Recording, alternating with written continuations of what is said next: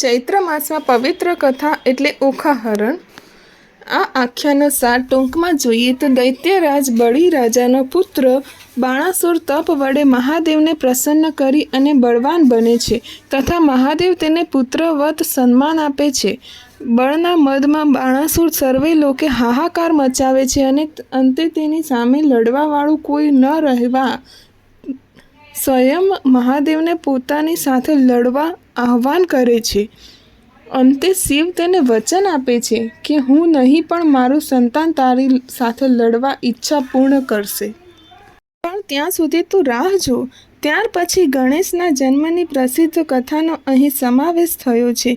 ગણેશની સાથે પાર્વતી દ્વારા એક પુત્રી પણ ઉત્પન્ન કરાયાની અને જ્યારે શિવ તપ કરી ઘરે આવે છે ત્યારે ગણેશ સાથેના યુદ્ધ, શિરચ્છેદ અને પુત્રીનું ડરને કારણે છુપાઈ જવાની કથા છે.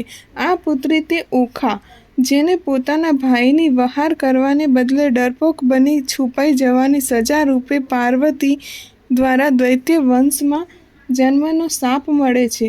અંતે ઓખાની કાકલુદીથી પીગળી જાય છે.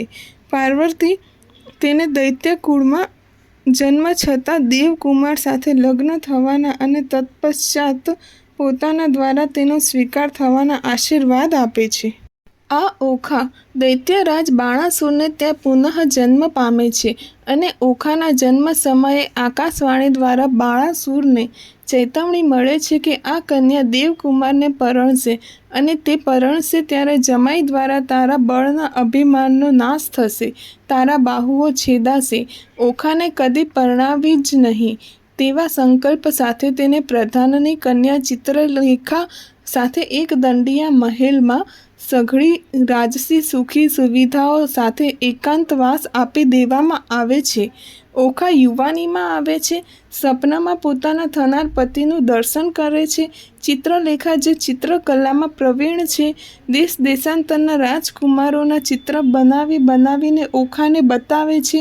અંતે એ નક્કી થાય છે કે જે ભાવિ ભરતારના ઓખાએ સપનામાં દર્શન કર્યા તે દ્વારિકાના રાજા શ્રી કૃષ્ણનો પૌત્ર અનિરુદ્ધ અને પછી સખી ચિત્રલેખા દ્વારિકા નગરી માહે રાજકુમાર અનિરુદ્ધનું ઊંઘમાં પોઢેલા અનિરુદ્ધનું અપહરણ કરે છે અને ઓખાને ઓરડે લાવે છે. ઓખા અનિરુદ્ધના છાનામાના લગ્ન થાય છે. જાણ થતાં બાણાસુર કાળજાળ બની અનિરુદ્ધ પર ત્રાટકે છે. સંઘર્ષ પછી અનિરુદ્ધ કેદમાં પડે છે. અનિરુદ્ધની વહારે કૃષ્ણ તો પોતાના ભક્ત બાણાસુરની વહારે શિવ આવે છે. શિવ અને કૃષ્ણના યુદ્ધની કથા છે. અંતે સૌ સારાવાના થાય છે. બાણાસુરનો મદ ભાંગે છે.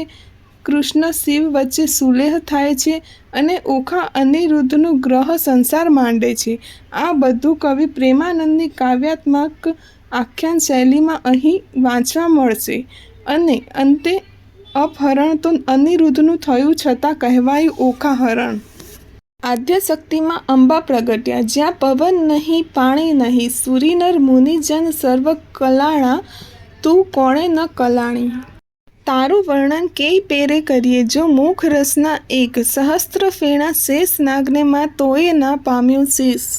જૂજલા રૂપ ધરે જગદંબા અહીં નવખંડે વ્યાપી, મહા મોટા જડ મૂઢ હતા માં તેમની દૂર મત કાપી. ભક્તિભાવ કરી ચરણે લાગુમાં આદ્યશક્તિ જાણી, અમને સહાય કરવા તું સમરથ નગર કોટની રાણી. તું તારા ત્રિપુરાને તોતળા નિર્મળ કેસ રંગે રાતે, બીજી શોભા સિંહ મુખ કહીએ રચના બની બહુ ભાતે. હસાવ તેને બગલામુખી અંબિકા તું માય, ભીડ પડે તમને સંભારું કરજો અમારી સહાય. માં સેવક જન તારી વિનતી કરે ઉગારજો અંબે માય, બ્રહ્મા આવી પાઠ કરે વિષ્ણુ વાંસળી વાય, શિવજી આવી ડાક વગાડે નારદજી ગુણ ગાય, અબિલ ગુલાલ તણા હોય ઓચ્છ મૃદંગ ઝણકાર, સિંહાસન બેઠી જુગદંબા અમૃત દ્રષ્ટે જ્યોતિ, સોળે શણગાર સજ્યામાં નાકે નિર્મળ મોતી, ખીર ખાંડ મધ શર્કરા આરોગો અંબા માય, અગર કપૂરે તારી કરું આરતી, સેવક જન શિર નમાય. તું બ્રહ્માણીને તું રુદ્રાણી, તું દેવાધિદેવા, સકલ વિશ્વમાં તું છે માતા, કરું તારી સેવા. માના શરણ થયા પ્રતિપાલ, પહોંચી મનની આસ, કુશળ ક્ષેમ રાખજો માં સર્વને એમ કહે ત્રિપુરાદાસ. કડવું 1 પૂર્ણ થયું.